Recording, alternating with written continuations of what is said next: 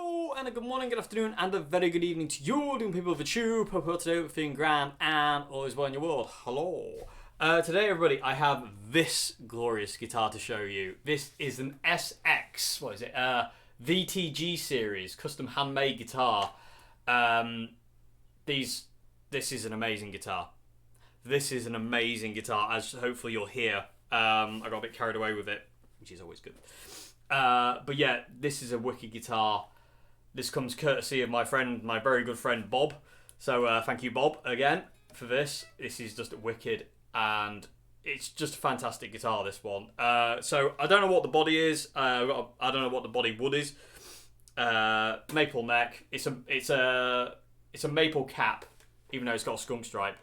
And it's kind of like a 50s style, late 60s style kind of crossover with the colour and everything.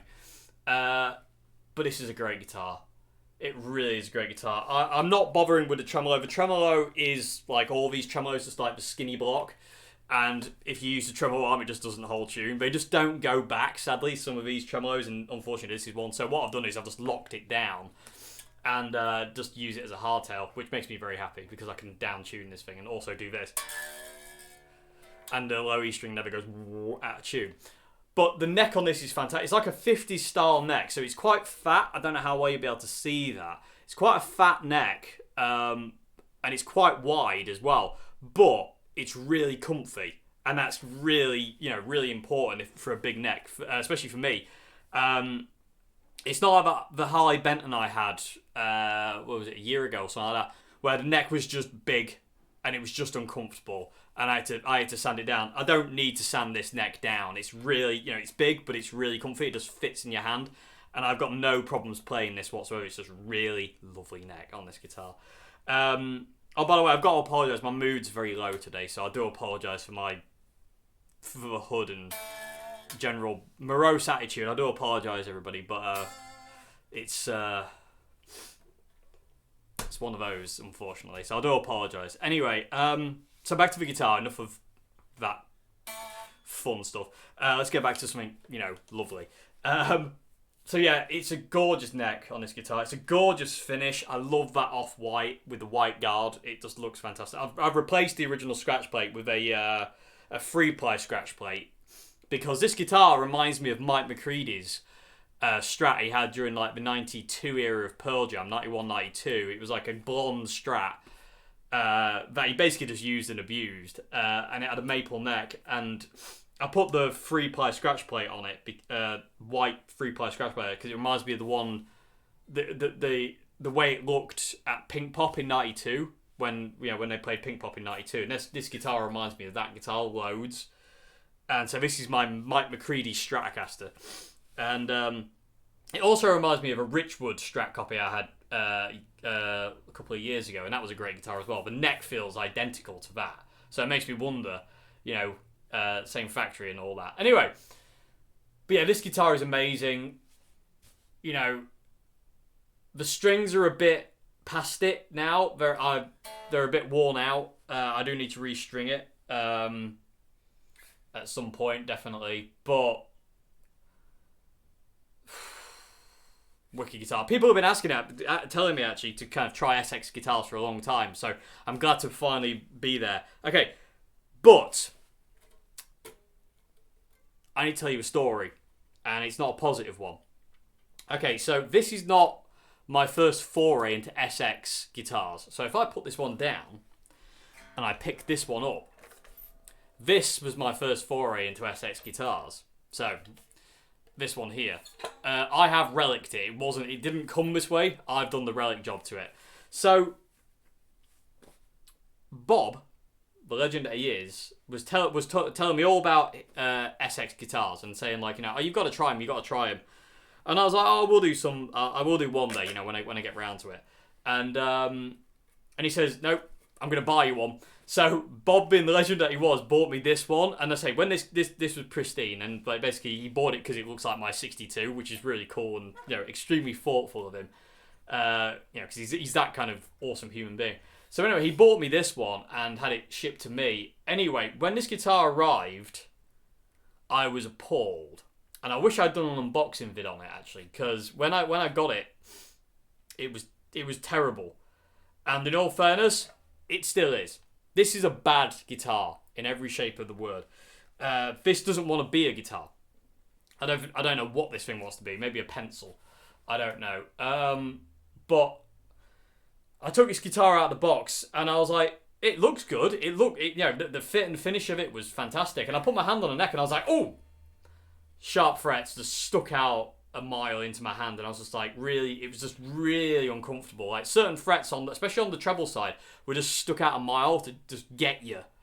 So I was like, well, that's not good. Anyway, I thought, well, I can fix that. Just a bit of light standing and we'll be all right.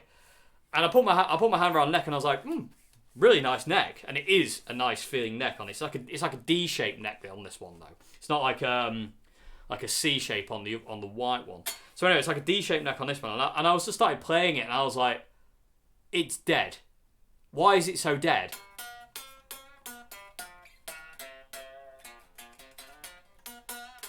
And I was like, there's no life to it. It sounds like the strings are dead. So I thought, okay, well, it's probably just old strings. I'll restring it. I'll get rid of the nasty sharp fret edges, and then I'll sort it out.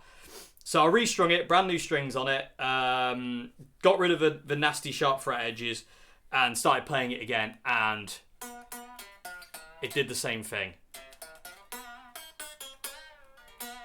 And it just died.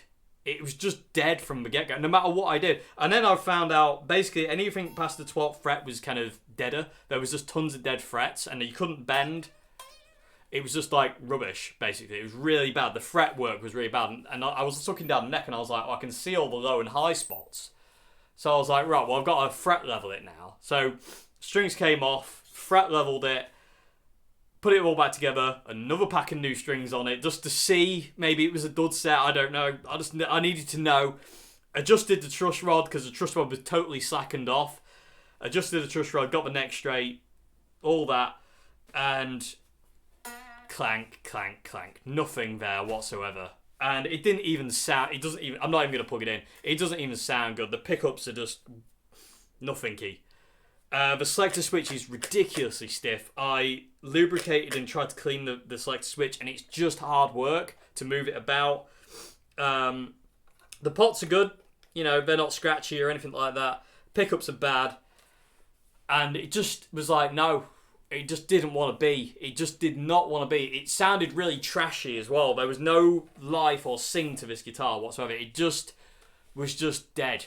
Is the only way I can word it. It was just dead. And it still is dead. So I relicked it.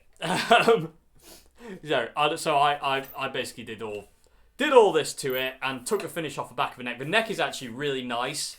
It feels really nice, but it just doesn't play very well. It plays okay, but it's just dead. There's no sting, there's no life to it. So I told Bob very reluctantly, I said, I'm really sorry, but the guitar is just dead.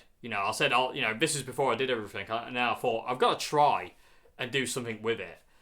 And so I did all that, and I was just like, I'm really sorry it's dead. And he goes, right, I'm not having that, he says. So he gave me his personal white SX. This is Bob's, and he says, you can have that, he says, because I can't have you playing this. And he says that's a really bad representation of what this company are like.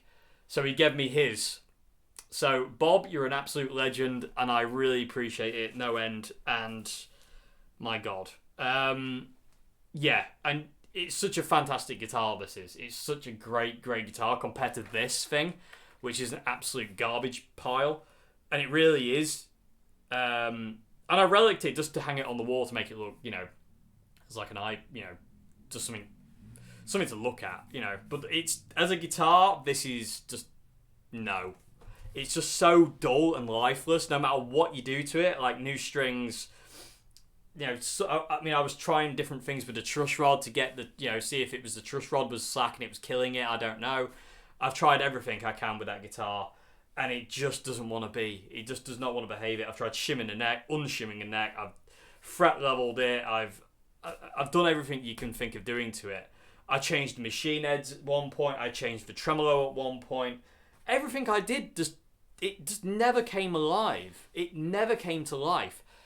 And as soon as I plugged this one in, I was like, oh my god, there it is. Yeah, this is an amazing guitar, as you'll hear in a minute. So anyway, so Bob, you're a legend, as we all know, and this guitar is amazing, and I love it so much. And I've played it to death now. Like I say, these strings are absolutely knackered. So yeah, I love this guitar. It's really awesome, and it looks gorgeous as well. You know, the off-white with a maple neck and a white scratch plate. You know, it just reminds me of Jimi Hendrix and Mike McCready, early Pearl Jam Mike McCready. And like I say, because of the small headstock, it's Mike McCready's guitar.